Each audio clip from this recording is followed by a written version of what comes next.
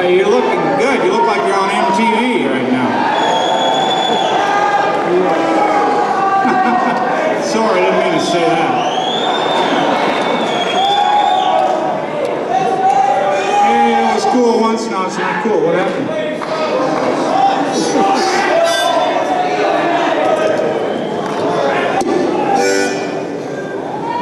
Cool. Play what?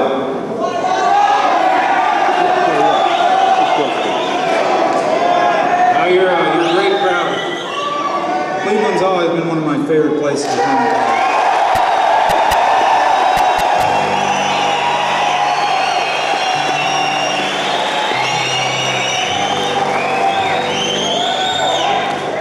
You all have dogs? Well, I was going to do Sugar Mountain, but it just reminded me. You all started whistling. It reminded me of my dog. Forget Sugar Mountain for a minute.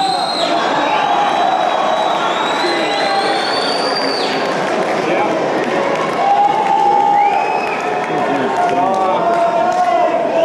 I can do that song, anytime.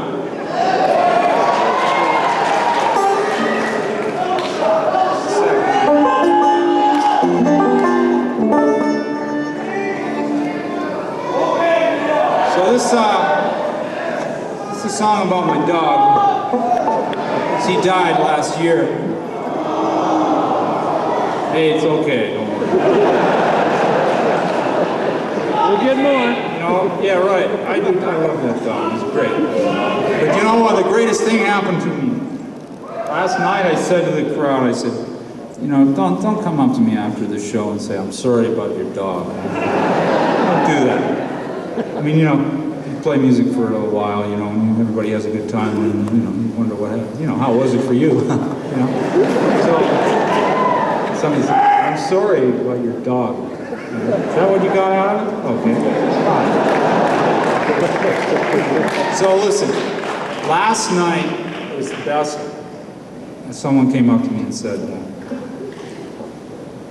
my dog wasn't here, but if he heard that, he would have really dug it.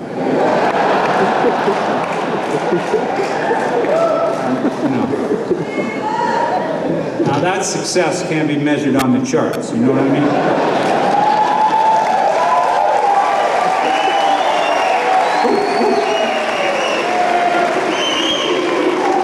So this is a song about Elvis, the greatest hound dog that ever lived. And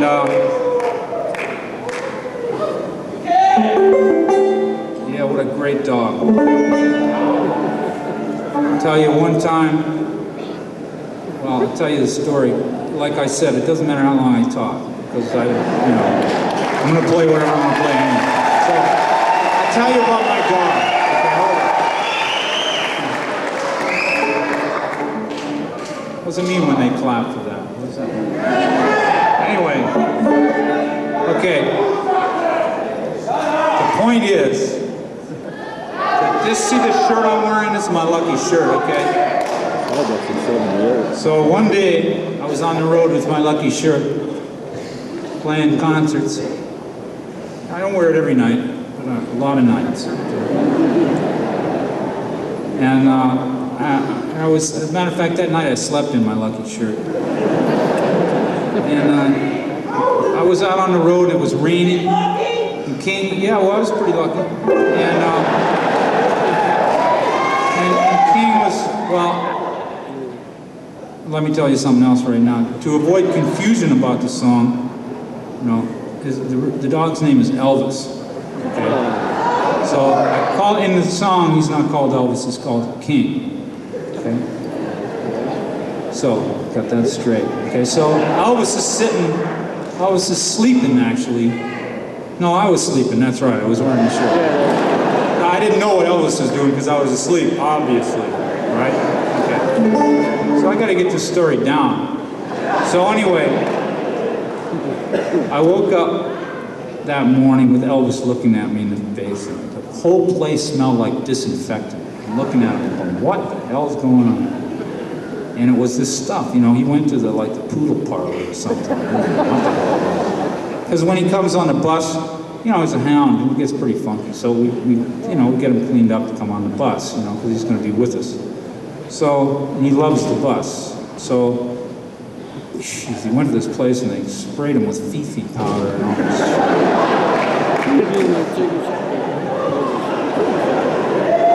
He and I both hated that worse than anything. You know, and his nose was so sensitive. You can imagine the most sensitive part of your body. I'm sure Elvis's nose was right up there with it. You know what I mean? So anyway,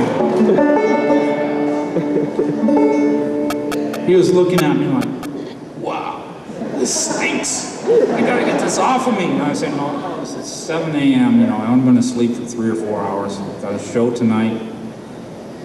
He's still looking at me like his big eyes. Oh God, I hate it. I hate smelling like this.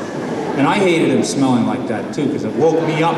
It smelled so funky, you know, it was disinfectant. So, okay, I get out of bed. All right, I'm pissed now. I'm out of bed. I said, "Okay, Elvis, you can go outside." So I figured, well, it's cool. We'll come back at the bus. It's a nice day, no problem. He'll rest under the bus or sleep in the sunlight. So he took off. And he, you know, when a dog takes off, when a hound takes off, he goes out about 100 yards and then he circles the area where he's coming from. So he can find his way back in by smelling his own tracks. He'll know when he follows that he gets back in, okay? He knows it's happening. So then he took off, you know. Then 45 minutes later he came back. You know, I was kind of having a little breakfast. I saw him come back, across the line, back by the bus. Usually that's when I swing the door open and go, "Come on, boy!" That time I was still eating breakfast. I'll let him circle one more time. He'll be back in half an hour. So off he went, and and I got kind of tired. It started raining too.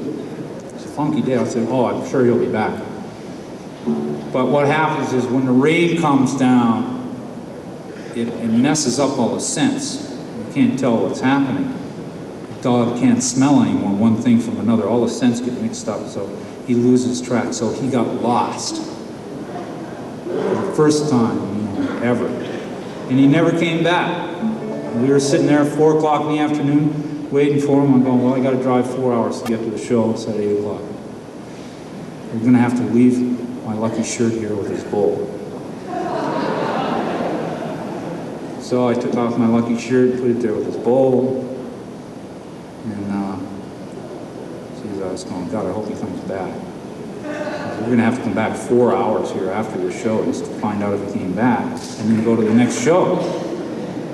You know, so as we're pulling out of the parking lot, this long-haired guy in an old pickup truck comes in, driving in, and he says, "Neil, what are you doing?" I said, "Well, I'm leaving my lucky shirt here with my bowl here, doggy bowl, and when my dog comes back, he's going to stay there, like they always do, right by the shirt, and I'll come back in the middle of the night and I'll get him, okay?" So he said, "I'll stay. I'll bring him to you if he comes back." I said, "Great, what a great thing." Here's the phone number backstage. So I get to the show, it's about 8:10 or 11. It's a little late. So I got in. I did the show. I dedicated the show to Elvis. Halfway through the show, the roadie comes up and says, "Guy called, he's got Elvis. Elvis is in the truck. He's on his way." Okay, great. Fantastic. So we wait around after the show for about 3 hours. About 5 o'clock in the morning, the guy pulls in. So we give him a whole big envelope full of money and tell him not to open it until we're gone, because he's really happy. And then I took Elvis, and he didn't smell at all anymore. It was great.